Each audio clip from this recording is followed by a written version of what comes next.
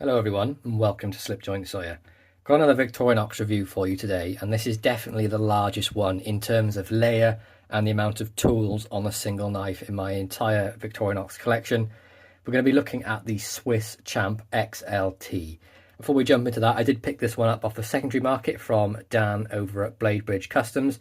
Apologies Dan, I'd normally show your business card, but obviously if any of you don't know, I'm in the middle of a property move, so a lot of my stuff is packed away, but I will link all his details in the description below. This is his logo here. Got Blade Bridge Customs, it's his name on Instagram, and on Etsy he's Vintage Tool Goods, and then he has his own website, which is bladebridge.co.uk, I believe is the correct address. It'll all be down below anyway. He's going to Sharp Show this year, which is on the 2nd of November. He's bringing some fantastic looking stuff, and there's going to be some customs actually with we've done a bit of a collaboration on. There's going to be a couple of customs. I will show a few of those a bit close to the date. But yeah, make sure you go and check it out, Dan. He's a wonderful guy to deal with. He makes customs. He provides sort of older knives, whether that's vintage UK, US, whatever it may be, and even the vintage Swiss Army knives, which I absolutely love. But let's jump into the review. As I mentioned, it's the Swiss Champ XLT. Model number is 1.6795.XLT. Standard style pull-out box, silver, Victorinox, branded on pretty much every side. Some address information on the side there, and just says Swiss made on the bottom. Just pushes out to the side, and I mean, look at the size of this thing. This is now at the point where I think they're getting a little bit silly with the amount of layers they can add. I thought the Swiss Champ was huge and a bit cumbersome to use, and that actually lives in my sort of camp bag for when I go on camping trips. But I think I may have to replace it with this, just so this will actually get some use. It's 11 layers. Look at the thickness of this thing. And there's some tools on here that I don't think I would ever use. These are normally very pricey. I think they're over the £200 mark, but I got this for a screaming deal off Dan. I couldn't say no. It is second hand, but it looks like it's never been used. Apologies if any of you jumped then. I definitely did. Buster decided to go absolutely mad at nothing. But yeah, back to it. It pretty much looks like new old stock. It's got a couple of scratches on the Ruby Celador scales just from being in the box, I guess, but none of the tools look used at all. But you get the Victorinox shield on the front here, and you can see all the way through to where it says Victorinox on the inside of the scales. On the back then you get the plus scales, and I did replace these with black tools. I bought a massive bunch of them from Victorinox recently. I'm a big fan of black, and I think the black tools just look a bit better than the sort of the cream style toothpick that always sort of tends to go, if you use it, even if you don't use it for your teeth, it always tends to discolour, and with the black one, you know, it always looks a bit cleaner. So we have the retractable pen on the back here as well. Well, not retractable, removable, I should say. Get the corkscrew with the corkscrew screwdriver, and you get the pin down in the channel as well. Back tools then, we are looking at the small sort of, I'm guessing you could use it as a pry or a chisel. We also have the multi-purpose hook. The small 2mm sort of technician style screwdriver, and then right at the very back we also have the awl blade with the punch in there as well. Now the reason I'm saying this has never been used, it looks like all the factory grease is still in there, so the action on a few of the tools is a little bit sluggish. Obviously it's been in there for a while, it's collected dust, you can see it on the side there, but there is all still decent snap on all of these. It just needs a good clean, and then it'll be back to having the amount of snap which you'd expect from Victorinox. Outside then we have the keyring up top, and of course the tweezers on the front. We'll start with the opening layer, pretty much classic for all 91mm models. You get the can opener with the flathead screwdriver. On the left hand side you get the cap lifter with the larger flathead screwdriver and the wire stripper slash bender. You have, next up, you have the inline screwdriver, Phillips screwdriver. And I mean, that's going to be pretty awkward to use. So this is what I mean by having 11 layers is definitely a bit too much. No one's going to EDC this unless they're, you know, insane. We get the magnifying glass, which I actually really like. It's a very useful tool. Behind that then, we have the pliers. And this is the modern pliers you can see with the crimp down here for doing any sort of wiring. And if you open them up, you can see there is a nice little wire cutter on the inside there for smaller wires, that little bit just inside the jaw down here. And there's a nice grip on the teeth of this as well.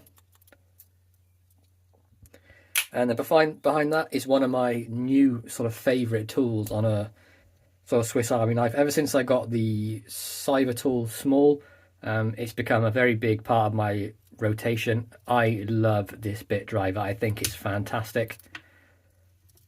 So this one it comes with the Phillips, and this is a Torx, but it comes with Phillips 1, Phillips 2, slotted screwdrivers. You have a T8, and there's also a T10 and 15, which is this one here. So that'll be a T8 on the end of the driver, and you've got the Phillips big and small, and then you have a large Phillips and a flathead screwdriver down there as well. And they all sit very nicely in this little bit holder, which slides down and rests in there. And then the pull-out tab of this acts as a sort of a stop in case the tool was to ever slide out when it's in the closed position. So you know that's not going to, even if it's come out, so I've pulled it out, it's not going to go anywhere. And these are held in place with a little ball, which you can see just there, and it just sort of snaps in when you push it in, holds it in there. Get a half stop for added torque as well when you're using this, so you can get a good bit of torque on it, but again, quite cumbersome.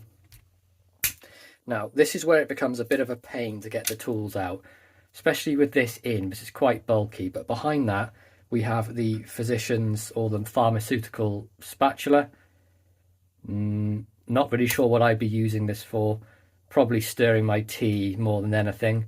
I'm sure there'll be a couple of comments about what it could be used for, like it was on the last sort of video. I did one with this sort of tool, but we'll just sort of leave it at that. We don't want to go into too much detail about that. But that has nice action. It rests very nice. It's easy to get out. Not a problem with that at all. Bang in the middle, which I don't really understand why they would put this tool in the middle. I thought the driver or even the inline Phillips would be much better suited to in the middle, but I guess it's what they could fit in where. And we're just going to leave that out to make the access for the next two tools a little bit easier.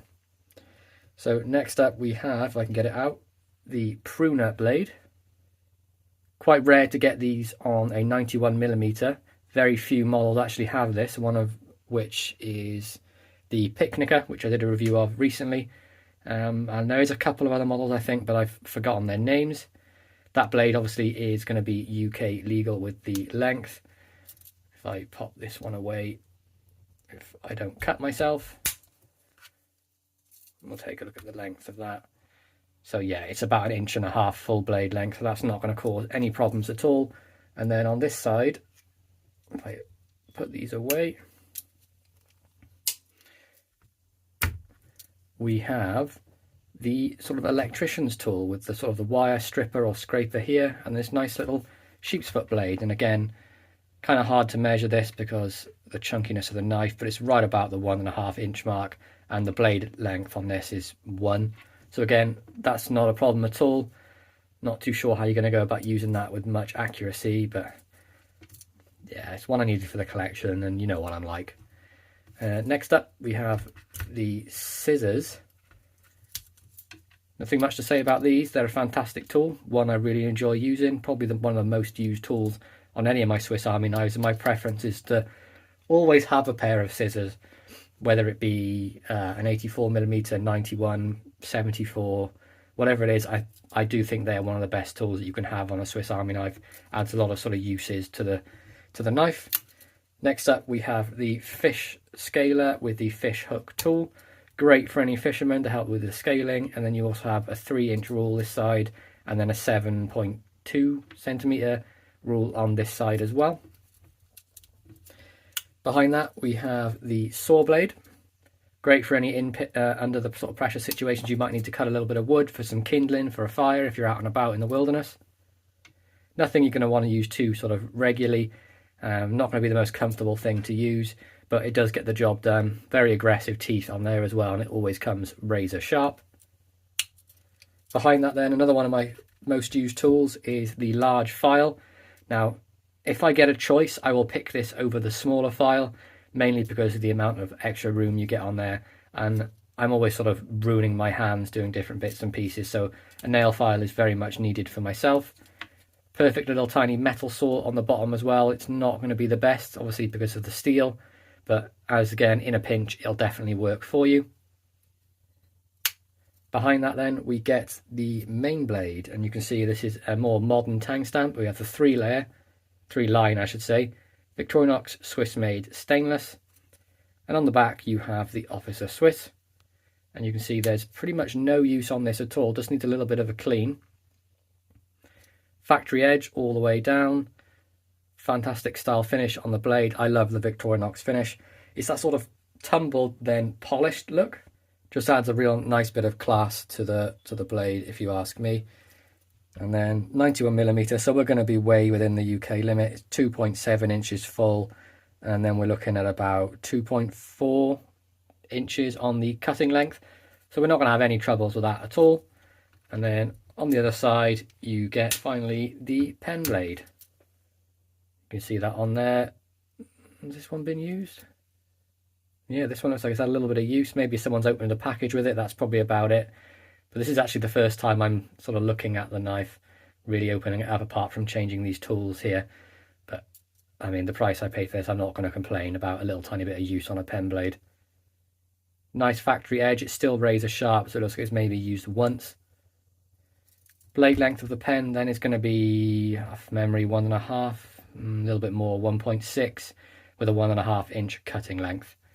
So all these tools, slip joints of course, being a Victorinox, very handy if you want to carry an entire, I don't know, tool set in your pocket. For me, it would definitely have to be a belt sheath carry if I was ever going to carry something this large. But for me, this is going to live in my camping bag, and it'll pretty much just stay there because it's going to have all the tools I might need while I'm out and about, plus extras which I probably wouldn't need. But that is my review of the Victorinox Swiss Champ XLT. It is an absolute beast. You can pick these up, but they are quite pricey. I really hope you enjoyed it. Please be sure to like, subscribe, and ring that bell for notifications. And I'll catch you in the next one. Peace out.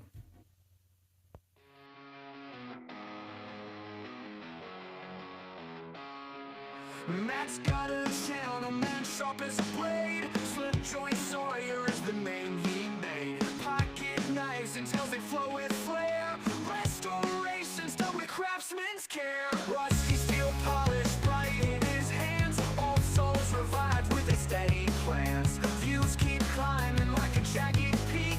One shot rhythms, hammer sparks they speak. Slip joint Sawyer grinding through the night. Pocket knives gleam under flickering light. Matt's got the touch, man, turning steel to gold. Every story cut deep, every piece sold.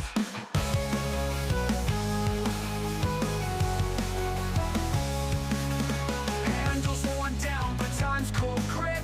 Matt breaths life with a careful slip. Bringing back the past with every turn. Fires in the forge, man, watch them burn. Old timers watch with a knowing eye.